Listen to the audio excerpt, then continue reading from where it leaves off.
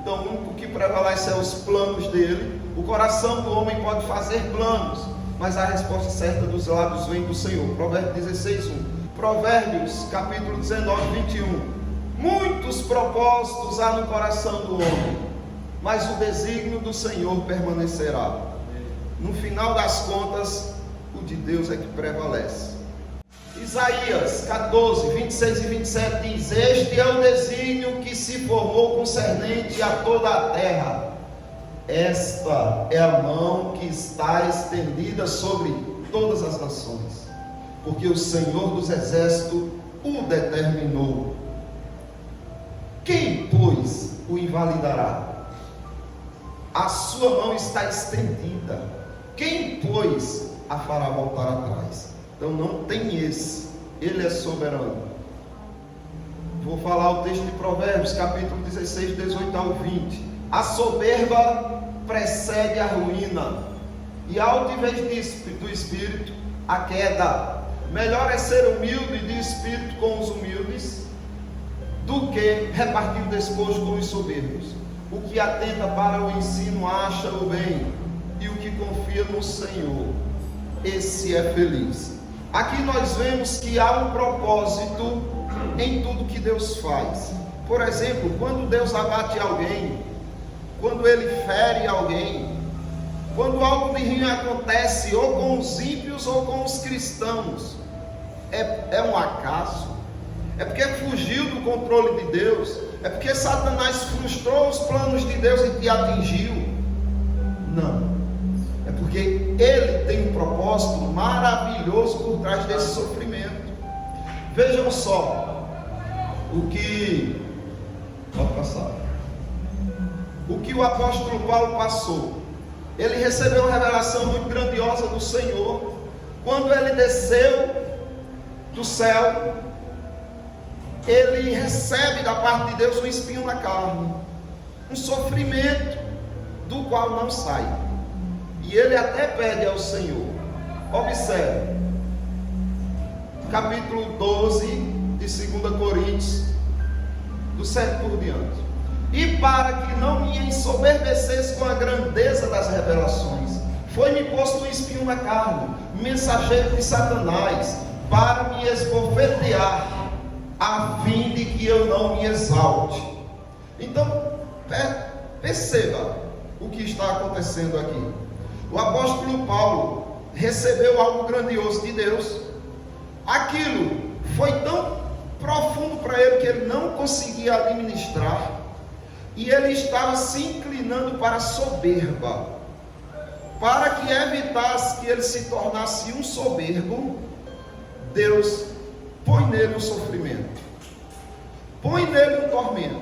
Ele nem pecou, mas Deus olha para o futuro e diz: se eu não colocar esse espinho na carne, ele vai ser um arrogante, um soberbo, vou ter que lançar ele no inferno. Como isso não é possível, porque eu o escolhi, eu vou cuidar dele para que ele não chegue na soberba, e envia esse espinho na carne, para que ele não se soberbeça. Aí Paulo faz o que? Sem saber do que está acontecendo.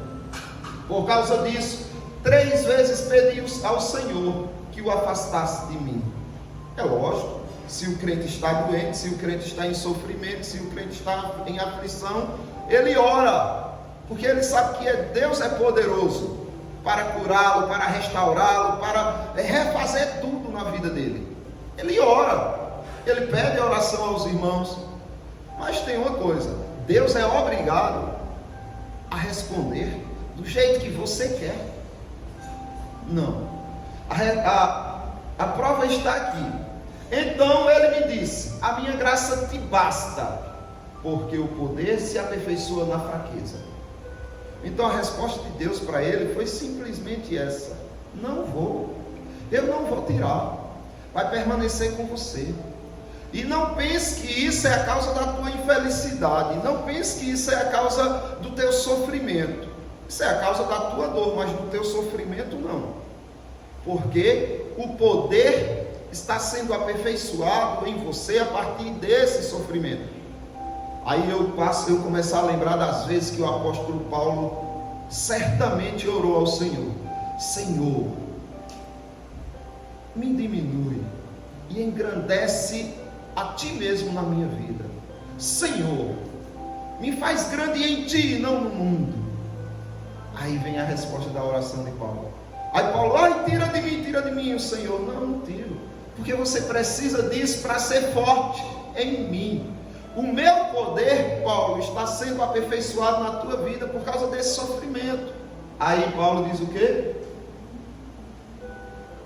De boa vontade, pois mais me gloriarei nas fraquezas, para que sobre mim repouse o poder de Cristo. Pelo que sinto prazer nas fraquezas, nas injúrias, nas necessidades, nas perseguições, nas angústias, por amor de Cristo. Porque quando sou fraco, então é que sou forte. Percebem que há um propósito em tudo. Inclusive, os cristãos não vão adorar a besta. Os genuínos, os escolhidos de Deus genuínos, eles têm a garantia dadas por Deus de que a besta não vai seduzi-los. Sabe por quê? Por causa disso aqui, ó. E adorá-la-ão todos os que habitam sobre a terra, aqueles cujos nomes não foram escritos no livro da vida do Cordeiro, que foi morto desde a fundação do mundo. Não é que Jesus morreu quando Deus criou o mundo, mas é que no decreto, porque Deus ele não é temporal como nós somos. Ele é atemporal, ele está fora do tempo. Para Deus, nós já estamos com ele lá. Da mesma forma que Cristo morreu também. Antes de criar o mundo, Cristo já tinha morrido no plano de Deus. Era impossível isso não acontecer, porque era decreto dele, e quem manda é ele. Por isso que diz, Cordeiro morto desde a fundação do mundo. Mas só não vão adorar a besta, porque os nomes destes foram escritos no livro da vida desse Cordeiro. Percebem que é Deus quem garante, que é Deus quem faz, que é Deus quem chama, que é Deus quem salva, é Ele que preserva. E aí, nós vemos o plano de Deus até na morte do filho dele. Quem matou Jesus? Se você disser Deus, você acertou. Se você disser os gentios, os ímpios, acertou também. Se você disser os judeus, também acertou. Porque é isso que o texto diz em Atos dos Apóstolos, capítulo 2, versículo 23. Sendo este, Jesus, sendo este entregue pelo determinado desejo e presciência de Deus. Então foi Deus que entregou ele para morrer. Vós o matastes, vocês judeus mataram ele, crucificando-o por mãos de iníquos. Então o plano de Deus é assim, meus irmãos, ele tem um propósito. Nós vamos comentar agora, por quê? Muitas pessoas acusam quem crê dessa forma, na soberania de Deus, que a salvação foi pela graça, que a salvação não se perde. Muitas acusações levianas, calúnias são levantadas contra estes, que assim creem. Muitas pessoas dizem assim, se é para viver desse jeito, então vamos pecar, que aí é salvo e não se perde, então eu vou correr para o pecado. Primeiro, uma pessoa dessa está dizendo que ainda não foi regenerada, porque quando o Espírito Santo salva e garante essa salvação, ele mudou o interior dessa pessoa. Os desejos, as ambições deles mudaram. A ambição dele, a partir desse momento, é ser santo. Antigamente, era pecar e conversar com os amigos. Isso, olha, ontem eu fiz isso com a menina, e a menina não sei o quê, e contavam vantagens, porque isso era a natureza.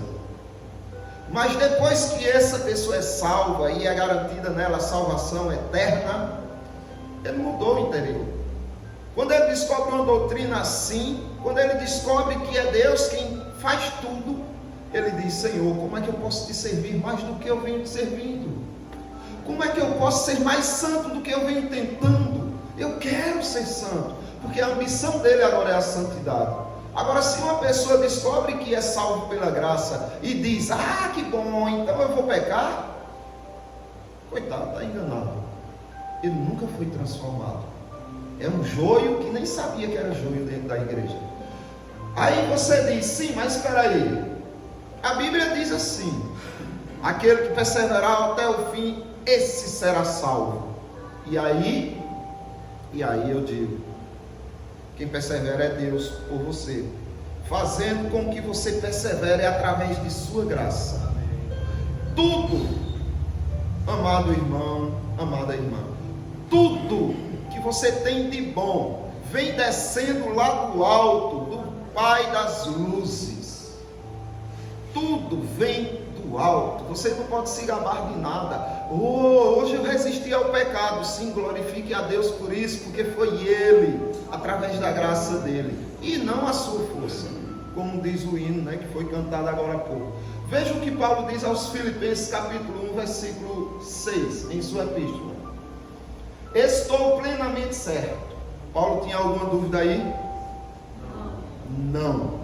Plenamente não resta dúvida, de que aquele que começou a boa obra em vós, há de completá-la até o dia de Cristo Jesus.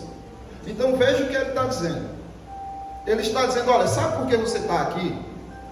Porque Deus resolveu começar uma obra em você. Sabe por que você nunca vai mudar de rumo? Sabe por que você nunca vai negar a Ele? Sabe por que você vai, é garantia de que você chegará até o fim, perseverará até o fim? Não é porque você é bom, não. Não é porque você é melhor do que aquele irmãozinho que se afastou, não. É porque aquele que começou garante que há de terminá-la até o dia de Cristo Jesus. Percebem que é Ele que está fazendo com que vocês perseverem, com que vocês amem a santidade.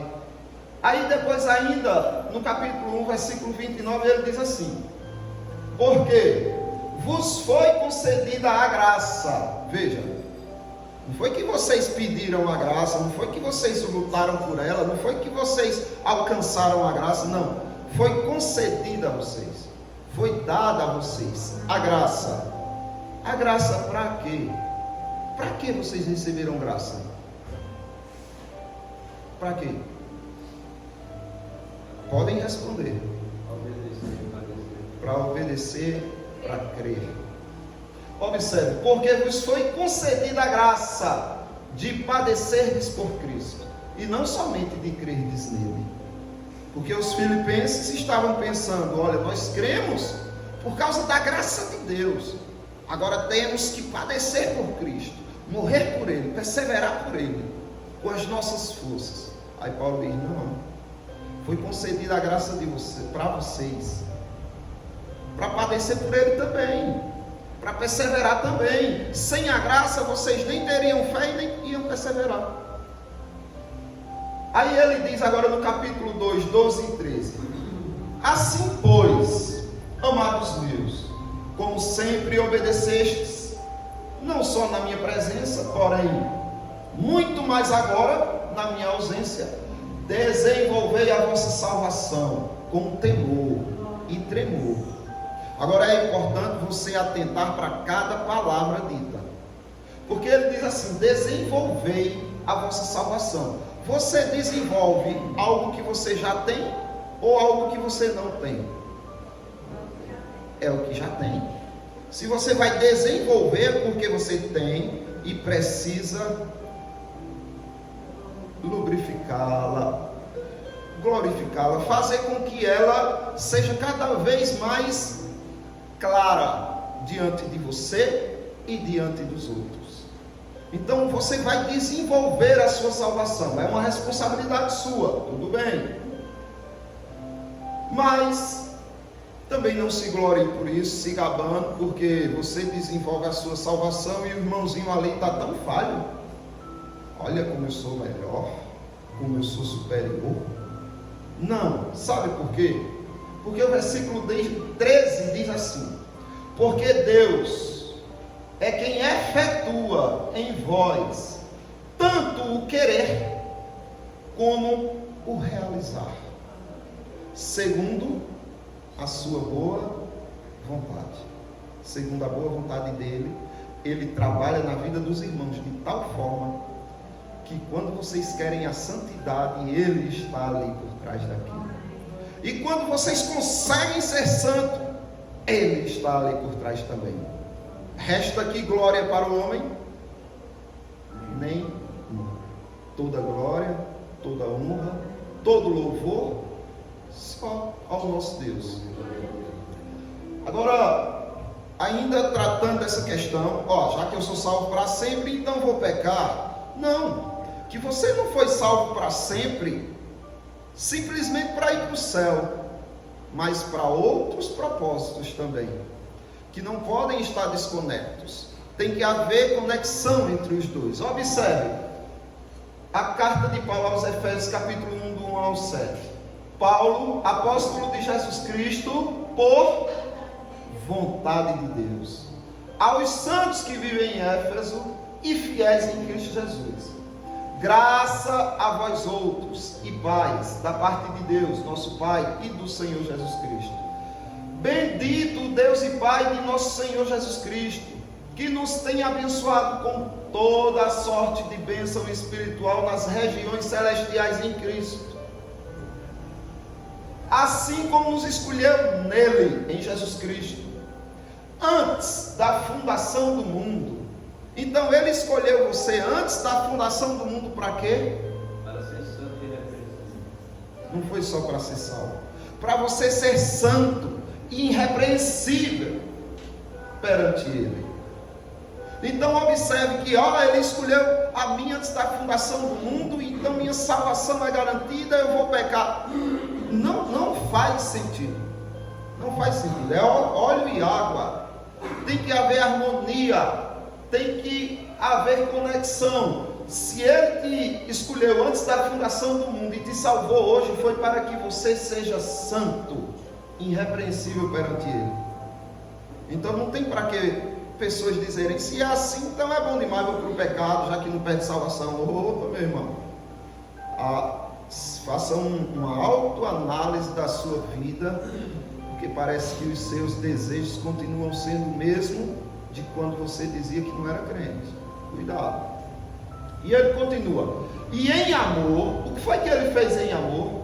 E em amor nos predestinou para ele, para a adoção de filhos, por meio de Jesus Cristo, segundo o beneplácito de sua vontade, para louvor da glória de sua graça, que ele nos concedeu gratuitamente no amado, no qual temos a redenção pelo seu sangue, a remissão dos pecados, segundo a riqueza de sua graça. Então você foi chamado e salvo para ser louvor da glória de Deus, da graça de Deus. Aí você vive em pecado, achando que é salvo, está sendo louvor para a graça de Deus? Não, está sendo blasfêmia para a graça de Deus. Então não pode nem dizer que é salvo. Agora, eu vou ler esse texto de Ezequiel para os amados, e eu quero que vocês, à medida que eu leia, diga assim: aí, encontrei o homem participando, viu?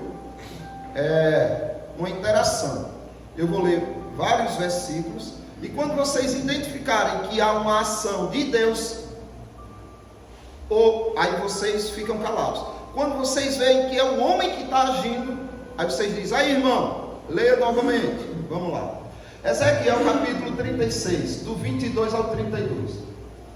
Dize, portanto, a casa de Israel: assim diz o Senhor Deus, não é por amor de vós que eu faço isto, ó casa de Israel, mas pelo meu santo nome, que profanastes entre as nações para onde fostes. Então o que Deus está dizendo através de Ezequiel é o seguinte: olha, eu vou salvar vocês, eu vou restaurar vocês, eu só quero que vocês tenham uma coisa em mente: não é por amor de vocês que eu vou fazer isso, é por causa do compromisso que eu tenho com o meu próprio nome, do juramento que ele fez de que salvaria eles. Ele vai fazer isso. Não é que Deus não os amasse, não, é como se Deus estivesse dizendo assim: não é por nada de bom que tem em vocês, nada em vocês de bom me atraiu para eu amar vocês. Não é porque eu amo enquanto vocês são bonzinhos que eu estou fazendo isso, não. Pelo contrário, porque eles estavam profanando o nome de Deus. Aí Deus tinha um zelo para com o nome dele. O 23 diz: vindicarei a santidade do meu grande nome. Eu vou requerer de volta a santidade do meu grande nome que vocês profanaram, que foi profanado entre as nações, o qual profanaste no meio delas. As nações saberão que eu sou o Senhor, diz o Senhor Deus, quando eu vindicar, requerer, exigir, trazer à tona a minha santidade perante elas. Entrou alguma participação humana aí? Agora? Não, né? E agora? Tomar-vos-ei de entre as nações, e vos congregarei de todos os países, e vos trarei para a vossa terra. Preste atenção. Essa terra prometida é Cristo. Não foram só eles que foram resgatados das nações das quais eles foram espalhados, mas os escolhidos de Deus, nesse caso vocês, que foram resgatados do mundo e congregados juntos em Cristo. E agora, como isso foi possível? Ele, tomar-vos-ei, eu tomarei vocês de entre as nações e vos congregarei de todos os países e vos trarei para a vossa terra. Então aspergirei água pura sobre vós e ficareis purificados. De todas as vossas imundícias e de todos os vossos ídolos vos purificarei. Lembre-se, se veem aí o homem agindo, sendo uma ação do homem, por favor, fale. Mas até agora parece que é só Deus agindo, não é? Ele está dizendo que vai aspergir água pura, vai limpar a água do Espírito Santo, vai fazer uma limpeza no meio do seu povo. Ele vai fazer. Dar-vos-ei coração novo. Ah, se é assim eu vou para o pecado. Opa! Quer dizer que o seu coração é o mesmo? Então não houve salvação, porque não houve regeneração. Dar-vos-ei um coração novo, e porei dentro em vós dentro de vós espírito novo. Tirarei o vosso coração de pedra e vos darei um coração de carne. Deus agiu. Porei dentro de vós o meu espírito. Agora veja o que ele está dizendo aí. Porei dentro em vós o meu espírito e farei que andeis nos meus estatutos, guardeis os meus juízos e os observeis. Por que você anda nos estatutos do Senhor? Por que você guarda os juízos dele? Por que você os observa? Você sabe dizer? E aí ele está dizendo que é por quê? Por causa do Espírito Santo, que faz você agir assim. Habitareis na terra que eu dei a vossos pais, vós sereis meu povo, e eu serei vosso Deus. Livrar-vos-ei de todas as vossas imundícias, farei vir trigo e o multiplicarei, e não trarei fome sobre vós, multiplicarei o fruto das árvores e a novidade do campo, para que jamais recebais o opróbrio da fome entre as nações. Ou seja, não só o mundo espiritual, mas o mundo material. Você só tem algo, porque ele está dizendo: te darei, eu farei. Agora, o que sobra para o homem? Se até agora os irmãos não tomaram a frente para dizer: opa, eu vi aí, então isso significa que tudo que é feito no mundo espiritual e material é feito por Deus. E para o homem, o que sobra? O que o homem faz? Sabe o que ele faz? Então vos lembrareis dos vossos maus caminhos e dos vossos feitos que não foram bons. Tereis nojo de vós mesmos, por causa das vossas iniquidades e das vossas abominações. Veja que você só começa a pensar assim porque antes houve toda uma ação de Deus para transformar a sua vida. Quando você realmente é transformado, quando você verdadeiramente é salvo eternamente por Deus, seu pensamento é esse: que imundo que eu fui, que nojento que eu fui, eu tenho nojo quando eu lembro da minha vida passada. Senhor, obrigado por teres me trazido para a santidade. É o que Jeremias diz em Lamentações, capítulo 3, versículo 39. Por que, pois, se queixa o homem vivente? Porque o homem vive reclamando.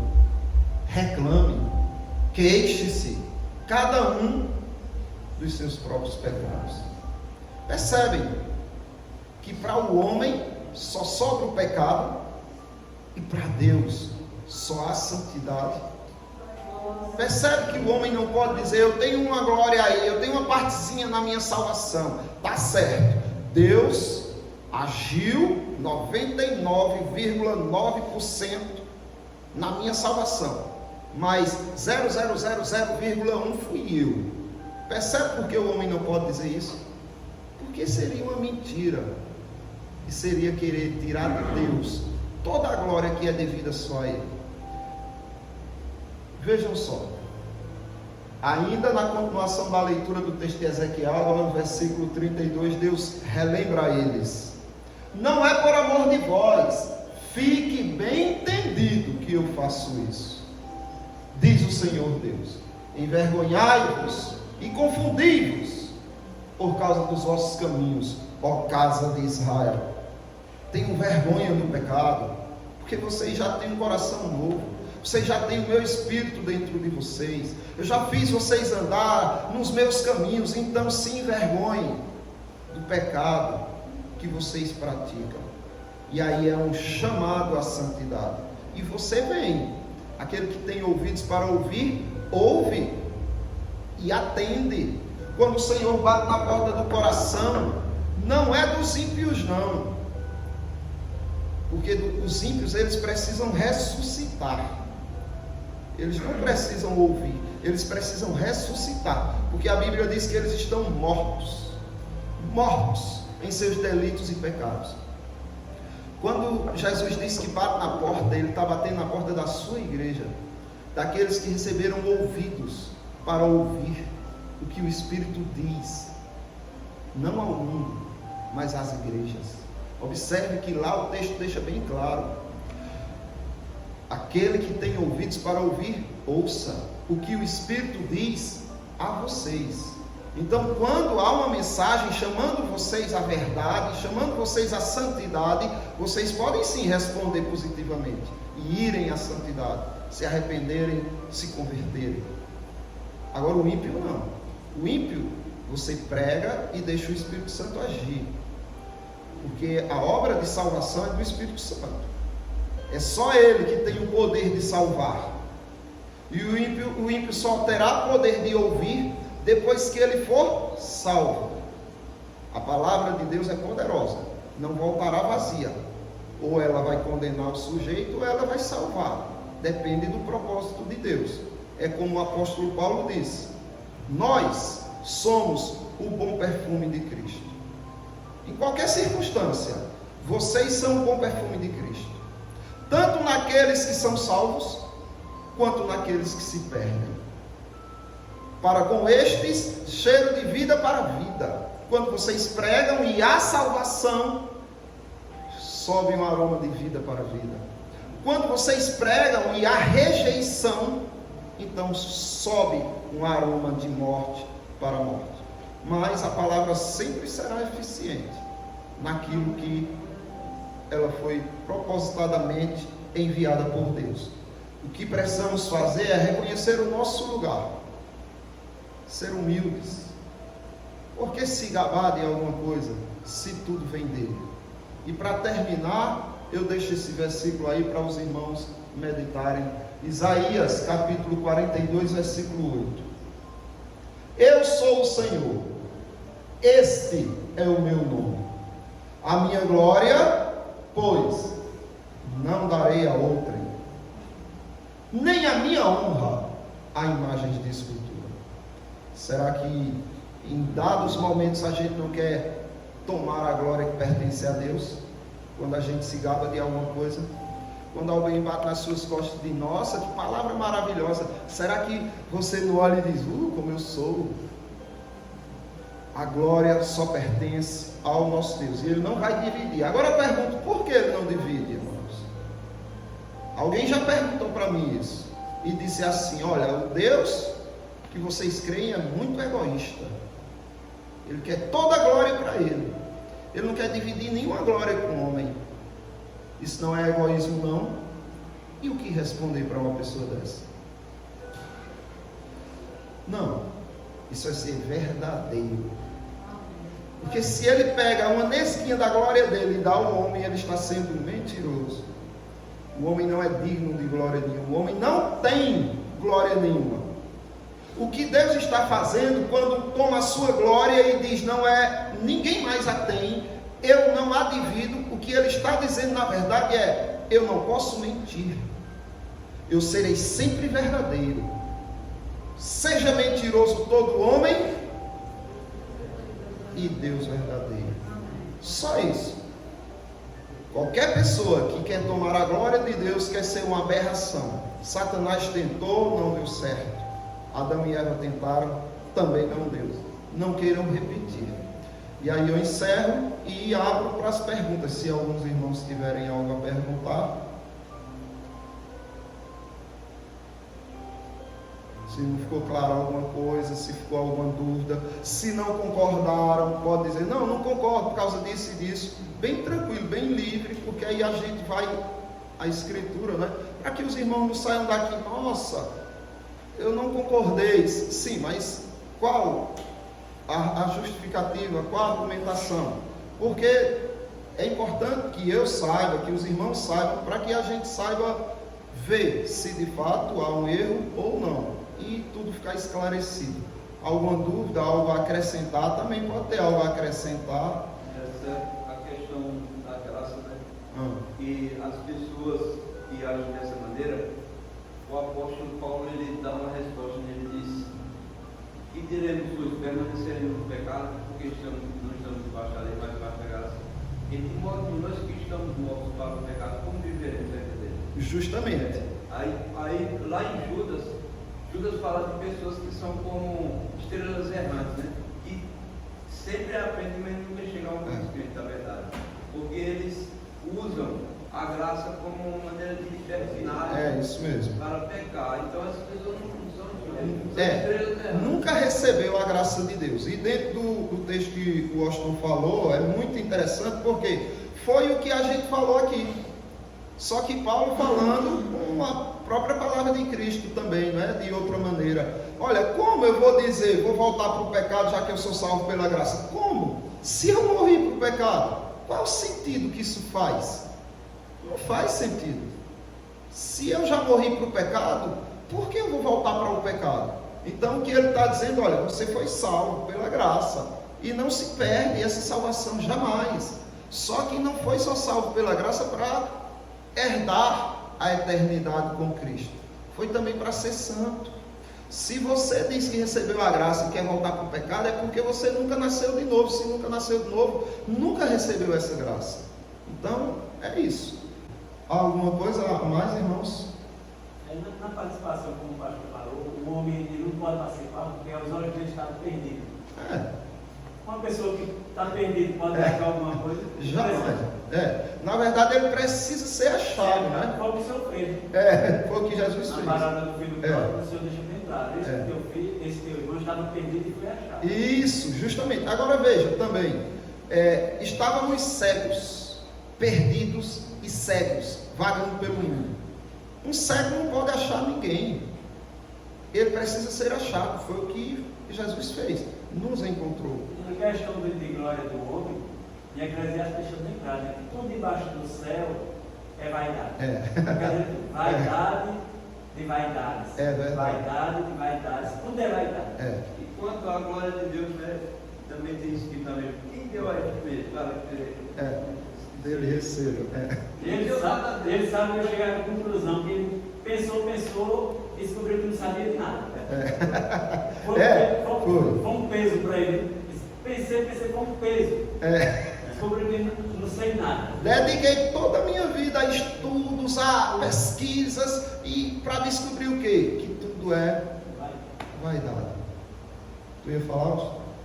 É verdade, né? Quando o apóstolo Paulo, ele entende os propósitos de Deus, é justamente também nesse momento.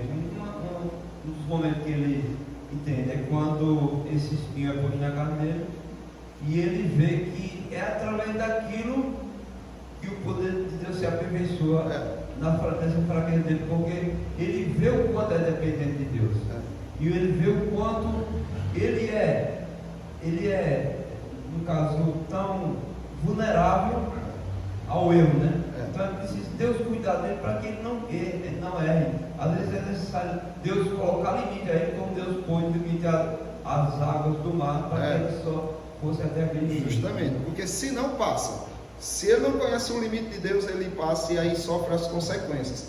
Veja, um exemplo de como é que Deus quer que a gente se porte perante Ele. É a história que Jesus Cristo contou, do fariseu e do publicano. Os dois sobem ao monte, não é, para orar. E o publicano contou muita vantagem. E se comparou ao pecador e viu que estava muito acima dele. Senhor, graças te dou, porque não sou igual a este pecador. Eu dou o dízimo de tudo, eu cumpro a tua lei, eu ajudo, eu faço isso, eu faço aquilo. E começou a contar tudo que ele fazia. E de fato fazia. Mas para Deus aquilo era imundícia. Porque qualquer coisa que você faz que não retunda na glória de Deus é imundo. Por mais belo que seja a sua obra de justiça, é imundo diante de Deus. Já o publicano não ousava nem olhar para o céu, de cabeça baixa, só batia no peito e dizia: Senhor, sê propício a mim, um pecador.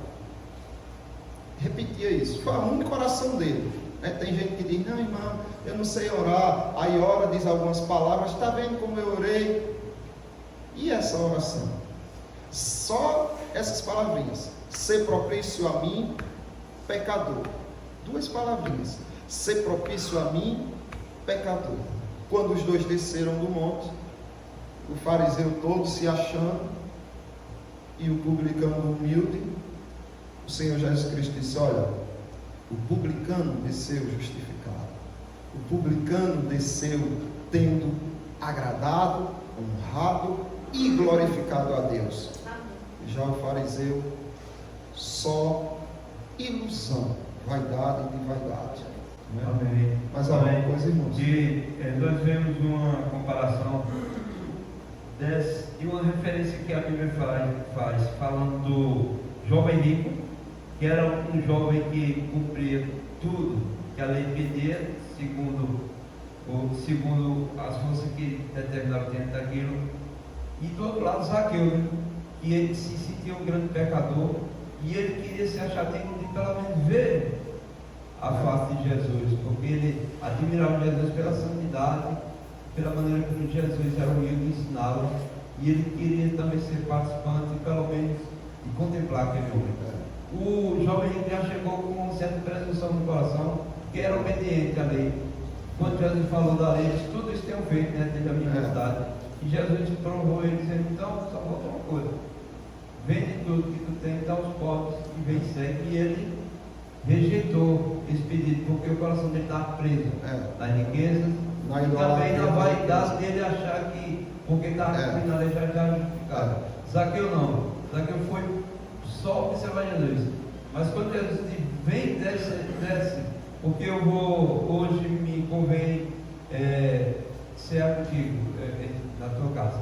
Ali Zaqueu recebeu ele de maneira tão agradável, tão satisfeito com aquilo, e quando Jesus começa a falar com ele, ele disse assim: tudo que eu tenho, a metade do que eu tenho, venderei e darei aos pobres, e se tem alguém defraudado, alguém restituirei 4 vezes mais, quadruplicadamente, né?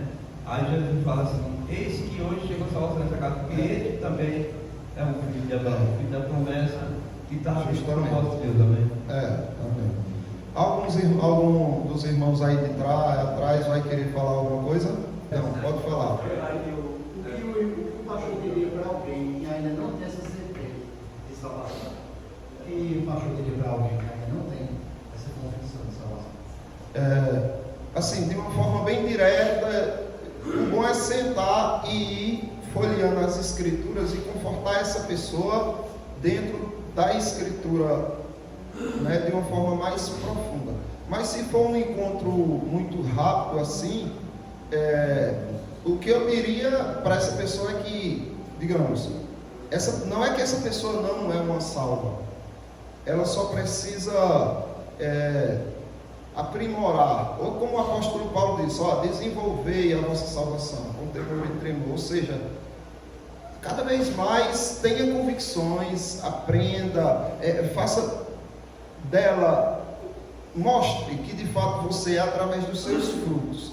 Quando o apóstolo contou a questão de Zaqueu aqui, é interessante porque quando Jesus Cristo disse, hoje chegou salvação nessa casa, mas Jesus Cristo falou isso depois de quê?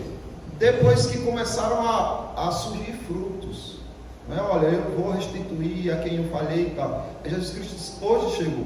Uma pessoa que é salva, ela tem frutos de salvação. Então é aquilo. Primeiro, deixar bem claro para essa pessoa, olha, há uma desonra quando nós não temos certeza de nossa salvação. Há uma desonra para com o nome do Senhor. Se fosse conosco, tudo bem, mas a desonra é com o nome do Senhor. Porque se o Senhor Jesus Cristo diz assim, olha, aquele que o Pai me dá, esse ninguém arrebata da minha mão, né? Aquele que me pertence, ninguém arrebata da minha mão, e da mão do Pai também ninguém arrebata. E você diz que pode perder essa salvação que Ele garante, que ninguém tira. Contra quem você está falando? É contra Ele que garante. Porque assim, essa pessoa talvez não tenha convicções, justamente por causa do contrário do que a gente está vendo aqui. Certamente ela não tem convicções porque ela olha para ela e diz, nossa, como eu sou falho. Eu tento não pensar no pecado e penso. Eu tento não me irritar com minha esposa e me irrito, com meu marido e me irrito, com meus filhos. Eu tento ser santo e não consigo. Isso gera uma frustração e também uma incerteza quanto à sua salvação. Quando você pensa que é você que a mantém, que é você que a garante, aí sim, dúvidas. E o ponto que eu tocaria era, veja quem garantiu a tua salvação, veja se ele é poderoso ou não para manter o que ele te garantiu, e entenda que os frutos da salvação são a mudança de vida, interna e externa, no sentido de que, olha, os meus pensamentos são de outro agora. Antes eu pensava e nem me incomodava com as coisas erradas que eu pensava. Hoje eu me incomodo. Por que eu me incomodo? Porque eu quero agradar o meu Senhor. Então isso já é um fruto, né? E aí, olha, eu estou tentando, eu caio, tropeço, mas eu estou tentando agradar o meu Senhor. Bem, se você tem frutos, você é uma árvore que foi plantada por Deus. E uma árvore que é plantada por Deus, eu deixaria bem claro para ele dentro da Bíblia: o Pai não arranca. O que é que ele diz? O que é que João Batista diz assim? Olha, não, Jesus diz, olha, quando o pessoal vai embora, não quer ouvir ele pregando, não é? Se irrita com ele, se escandaliza com a pregação e vão embora. E os apóstolos dizem, Senhor, eles estão indo embora, estão se escandalizando. Aí Jesus Cristo deixa eles ir. Porque toda árvore que o meu Pai não plantou, será arrancada e lançada fora no fogo. Então, por que as pessoas vão? Porque não foram plantadas por Deus. Se você é plantado por Deus, Ele cuidará dessa árvore. Então, essa árvore precisa ter novos frutos. Você está tendo, irmão, não é igual como era antes. Os seus pensamentos são iguais? Não, irmão, não são. Então, Você tem frutos, o Pai te plantou e Ele garante que ninguém tira você da mão dele e você vai dizer que ele vai fracassar. Porque o compromisso de Deus com você é de que ninguém vai tirar a sua salvação.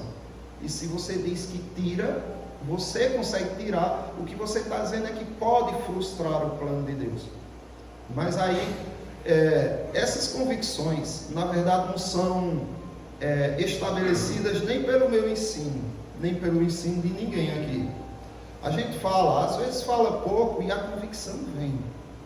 Nossa, agora sim, eu creio que sou salvo verdadeiramente. E às vezes você passa mais de ano instruindo a pessoa nesse mesmo assunto e a pessoa ainda não adquire essa convicção. Por quê? Porque Deus ainda não disse, é agora. E muitas questões que eu tinha dúvida na Escritura, eu lia os textos, as pessoas me mostravam, me explicavam e não descia.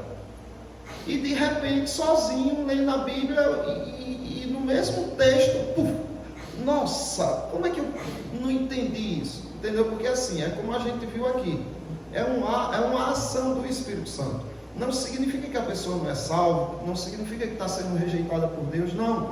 Mas significa que Deus quer que a gente tenha compreensão de que um precisa do outro, de que aquele irmão que está na necessidade não precisa ser desprezado ou rejeitado, pelo contrário, amado e acolhido, para que ele aprenda cada vez mais. Então, essa diferenciação de membros na igreja, não é como um desenvolvendo mais, outros com menos significância, mas todos têm importância.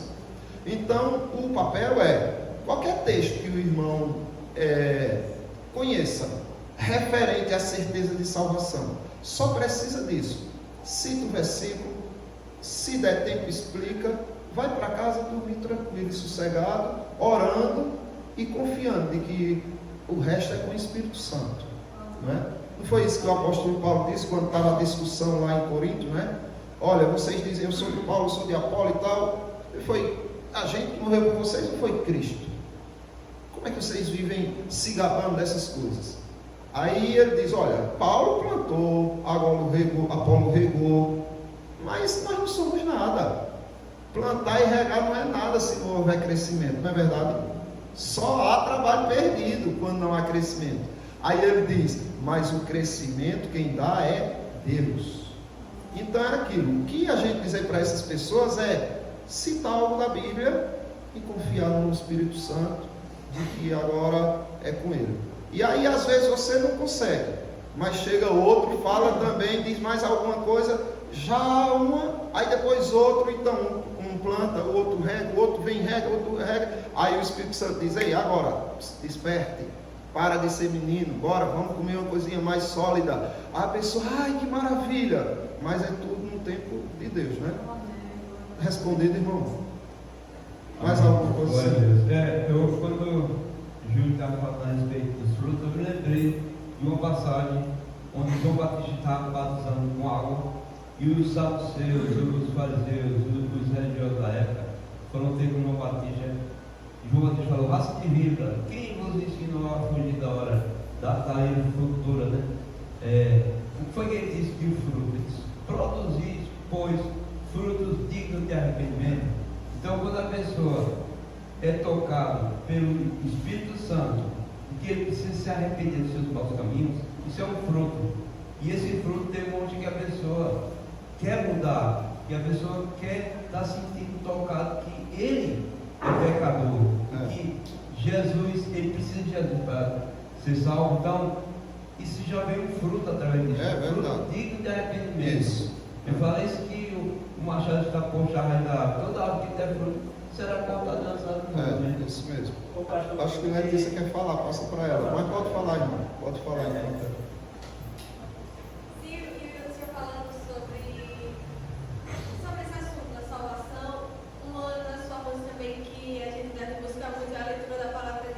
Quanto mais a gente lê, mais a gente conhece o Senhor e mais a gente vai conhecendo as promessas dele. O que ele prometeu, o Espírito Santo vai revelando a palavra para a gente vai tomando certeza cada vez daquilo. Ele vai esclarecendo a palavra, a gente vai vendo as promessas que o Senhor fez para nós. Então a pessoa se dedicar a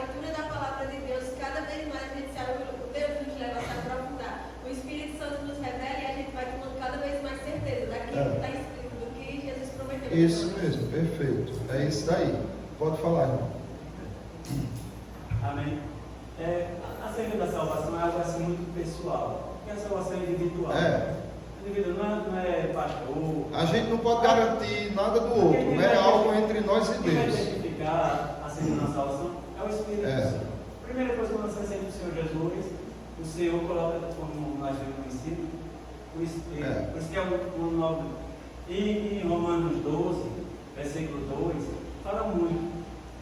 Você quer ver? Né? Já assim, não vos conformeis com este século, mas transformai-vos, né? Transformai segundo a renovação da vossa mente. Então você, é um exemplo. Como foi falado aqui, o texto mostrou, você tem nojo do pecado. Aquilo que você praticava, você só de pensar está ânsia. Então mostra que é metanoia. O que é metanoia? É mudança de mente. Por isso que ele diz assim, transformar, ou seja, converter, voltar, agora com uma mente renovada. Isso mesmo. Uma mente nova, uma mente de Cristo. Você pensa as coisas lá do alto, né? Verdade. Mas até mesmo o novo convertido, que chega na igreja, de repente tem um cristão aqui, ele não por si só, mas por graça de Deus, ele vem e faz uma confissão de fé. Vamos trazer ele tradicional, levantar as mãos, né? Ele não foi nem aquele tradicional chavão de apego, toda mais aí. Mesmo no início, você tem que abrir a Bíblia para ele, começada no leite. Né? E isso aí, revelação. Né? A revelação das Escrituras é como a gente viu no começo aí, né? Isso que Letícia falou é o que a gente viu no começo. É tão provável que foi com o Nicodemo lá e Nicodemo não, aquela passagem que o eunuco, né, que vai dizer, quem tem isso que lê? Não, para que me ensine. Justamente. Aí chega mais adiante, vai ser batizado. Justamente. Porque assim, como Jesus Cristo disse, se alguém quiser fazer a vontade dele, se alguém quiser fazer a vontade dele, conhecerá a respeito da doutrina. Então, você dá a orientação e, se tiver tempo, vai instruindo, uma vez, outra, porque quanto mais ele conhece as Escrituras, significa que mais ele está conhecendo Deus. Quanto mais ele conhece Deus, mais ele percebe o quanto é amado, o quanto Deus fez por ele, e quais as promessas, como Letícia disse, que Deus tem para ele. Porque Jesus Cristo foi enviado, aí Jesus Cristo diz lá em João, né, que foi enviado para fazer a vontade do Pai. Depois Jesus Cristo diz assim, e a vontade do Pai é esta, que nenhum eu perca de todos os que Ele me deu. Veja, se não passa a ser uma blasfêmia. Jesus Cristo diz que desceu para fazer a vontade do Pai, e diz que a vontade do Pai é que ele não perdesse um sequer de todos que o Pai deu a ele. Aí eu digo, obrigado, porque o Pai me deu a Jesus. Aí depois, não, mas eu acredito que eu não vou ser salvo não. Ou seja, Jesus Cristo não fez a vontade do Pai, porque a vontade do Pai era que ele não perdesse nenhum, e ele me perdeu. Veja, como é sem, assim, as pessoas falam sem noção do quão grave é isso, né? Mas a nossa fraqueza, meus irmãos, entendam, a nossa fraqueza é mais uma prova do quanto, de fato, nós somos salvos pela graça. A nossa incapacidade de salvação é uma prova disso. Alguém chegou para um e perguntou, olha, por que tu acha que mesmo sendo crente, tu não é um salvo? Aí ele disse, meu irmão, que eu sou tão fraco. Aí perguntou para outro que estava mais distante, e você? Acha que é salvo? Aí ele disse, sim, sou. Por que você acha que é salvo? Meu irmão, é porque eu sou tão fraco. Então veja que a mesma resposta traz uma confiança diferente.